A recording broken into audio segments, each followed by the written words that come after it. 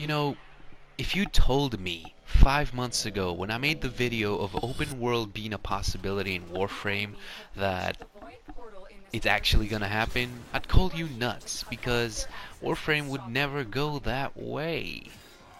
Or would they? What is going on, guys? Dork Gaming here. Let's rant about that. It's been a while since I actually did a Let's Rant video, so great opportunity to do one. Sorry if I'm actually being very silent. It's late at night where I'm at right now, and I couldn't wait until tomorrow to make this video, so I'm doing it late at night, and I'm trying to keep my voice down so I don't wake up anybody.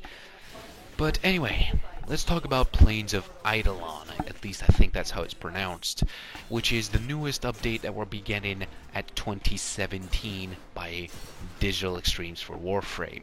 Obviously, the gameplay you'll see in the background is Warframe related, and I've been farming for Argon Crystals in the specific gameplay. When you need to farm for something, you gotta pick Speed Demon Loki. I mean, it's kind of a given for me anyway. So, anyway, let's talk about Plains of Eidolon. I'm gonna give you my honest opinion on Plains of Eidolon. I want it to work because I'm a big fan of open world, and I do believe that it's a very good direction that Warframe has chosen to go to, but it can go very wrong, and that's why I'm keeping my hype down. I'm expecting very low results, and it depends on where Digital Extremes goes from there. Truth be told, I have a lot of ideas myself that I believe would be very easy now on to implement into Warframe simply because open world has finally become a thing. But at the same time, they might be very difficult to add in because, well, who knows how long it's gonna take for them to find an appropriate way to implement these things in Warframe. Which is the same with open world. Who knows how long they've been working on this thing. It's not 5 months, I can tell you that for sure, because a 3 by 3 kilometer square open world, which by the way is not 3 by 3, you need to also keep in mind that there's mountains, there's chasms, there'll be ridges, you know, it's not a flat plain, it's got heights and sea, it's got water, you know, there's a lot of things, and it's not just a flat plane, so it's not 3 by 3, it's more like 3.5 by 4, if I had to take a guess. So that's a huge map.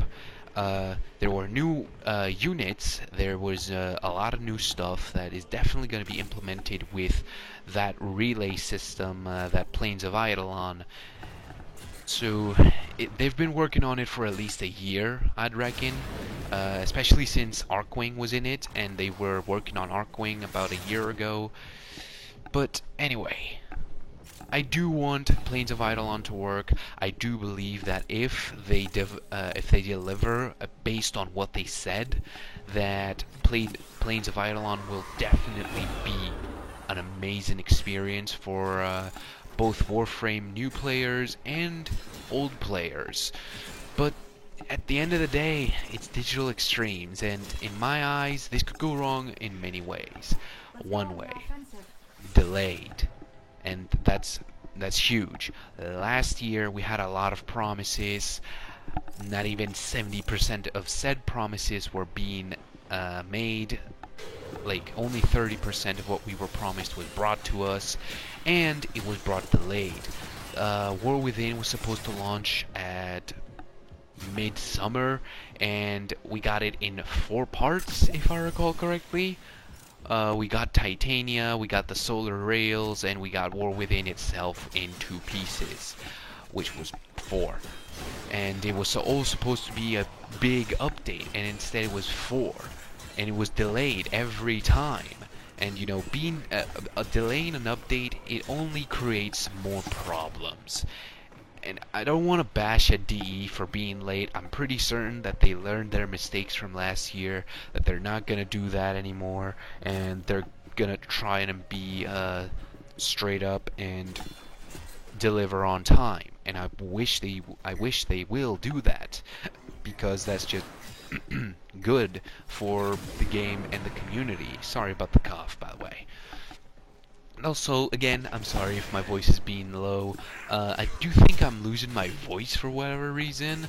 Uh, Maybe it's because I was really raging a couple of hours ago because I was trying to fight Lephantis and I was just being triggered like hell because fighting him on solo was a pain, and I almost got him twice, but he got me instead, so I had to go on online because fucking Lephantis.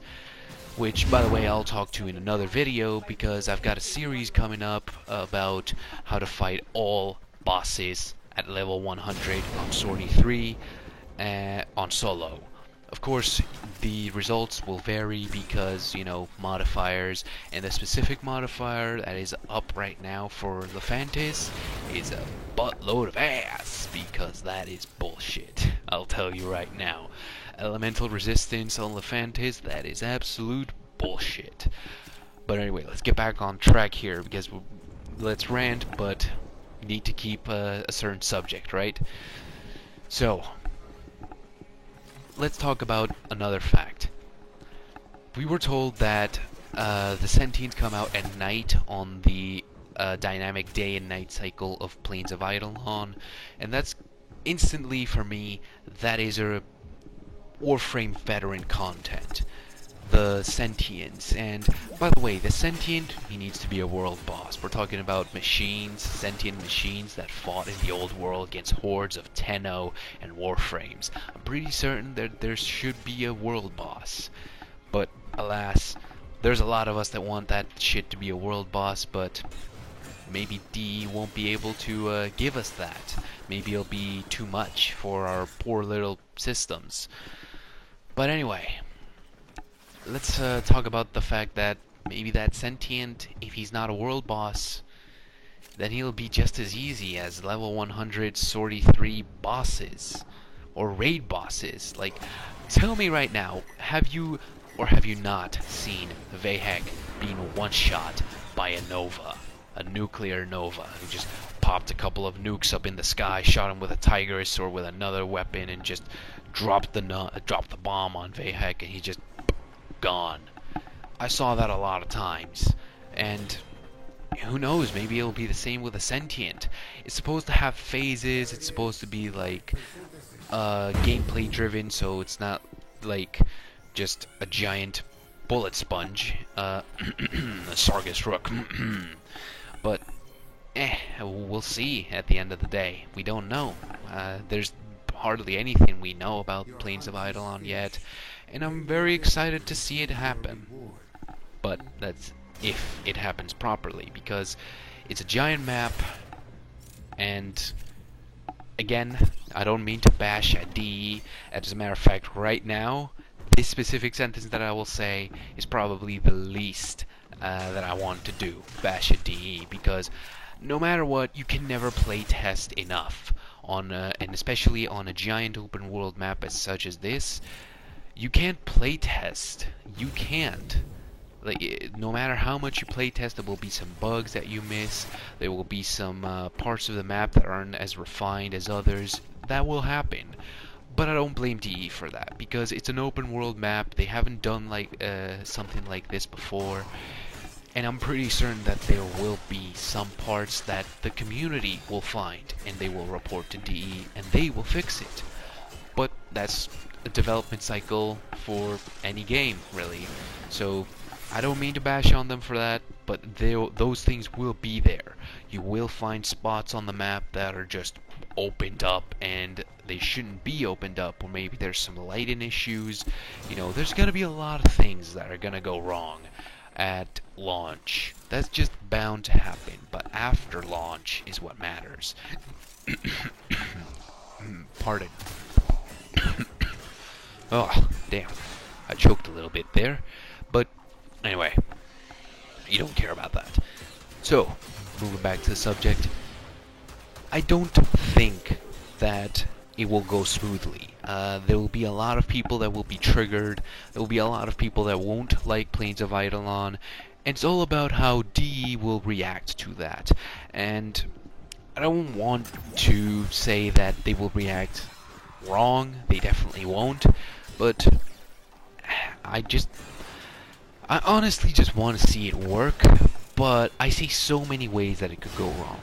The Sentient, again, it could be a very easy boss, and maybe you'll be able to solo it like any Story 3 boss or a raid boss.